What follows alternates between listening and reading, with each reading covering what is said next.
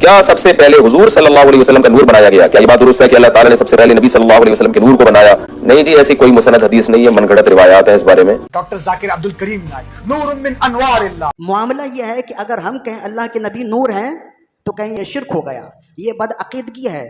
اور جب ڈاکٹر ذاکر نائک آیا تو اس کے چیلے کہنے لگے نور من نور اللہ، ڈاکٹر ذاکر نائک اللہ کے نوروں میں سے ایک نور ہے۔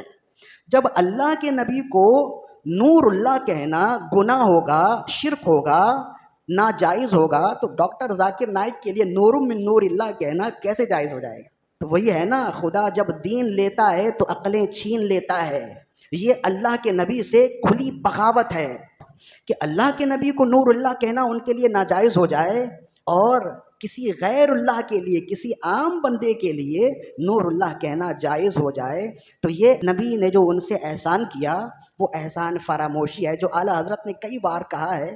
فرمایا کہ نعمتیں بانٹتا جس سمت وہ ذیشان گیا، ساتھ ہی منشی رحمت کا قلم دان گیا، لے خبر جلد کے غیروں کی طرف دھیان گیا، میرے آقا میرے مولا تیرے قربان گیا، اور تم پہ میرے آقا کی عنایت نہ سہی، منکرو کلمہ پڑھانے کا بھی احسان گیا۔